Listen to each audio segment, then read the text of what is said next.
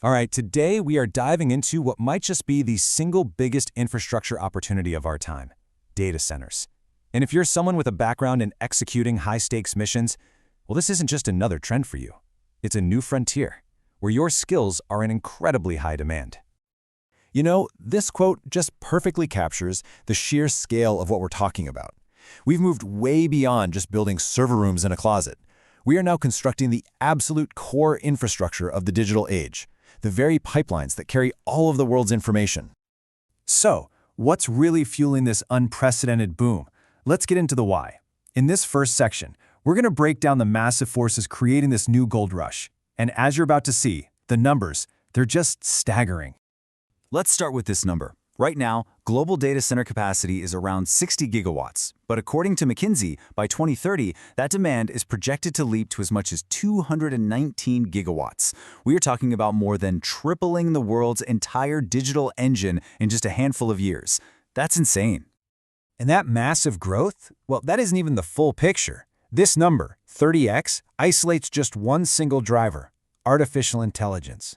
Deloitte predicts that by 2035, the power demand from AI data centers in the US alone could grow more than 30 times what it is today. I mean, this isn't just growth, it's an absolute explosion, and it's putting incredible strain on energy grids, demanding entirely new solutions. And of course, where there's that kind of demand, the money always follows.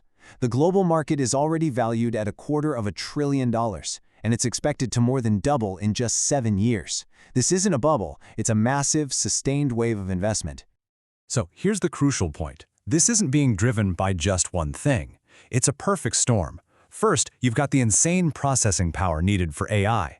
Then you have new laws all over the world requiring data to be stored locally. That's data sovereignty. And finally, there's the rise of the hybrid cloud, where companies need both public servers and their own private ones.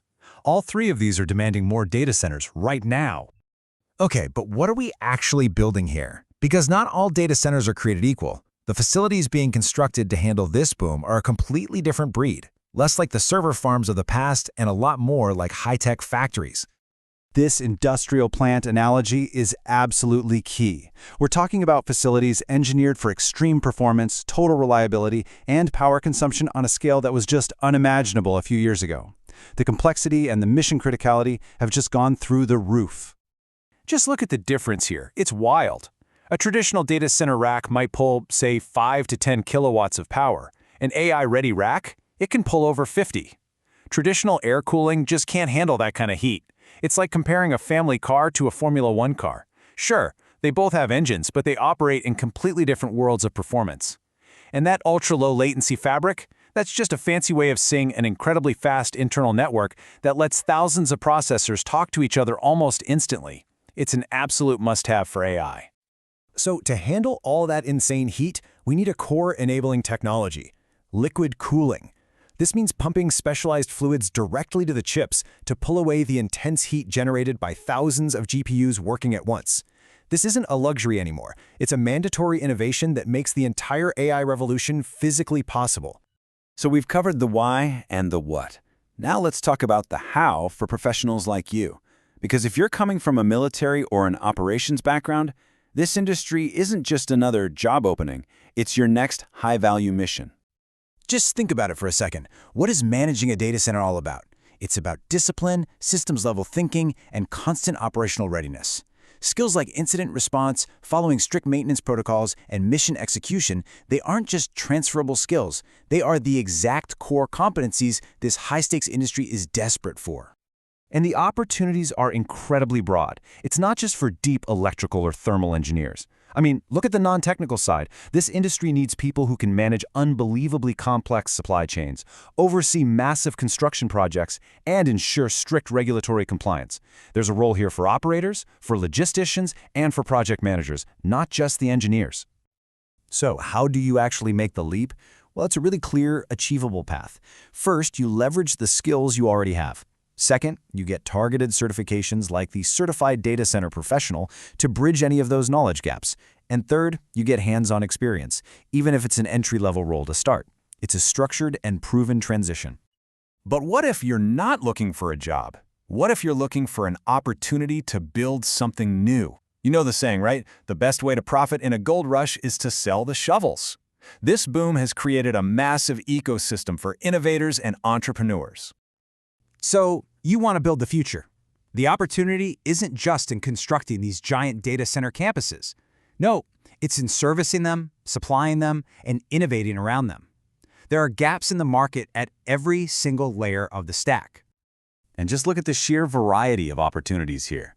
You could build small, modular data centers for local processing. You could develop AI software that helps run these facilities more efficiently. Or check this out, waste heat reuse. Startups are now figuring out how to capture the massive amounts of heat these places produce and pipe it to warm local greenhouses or even entire city districts. Each one of these is a potential billion-dollar market.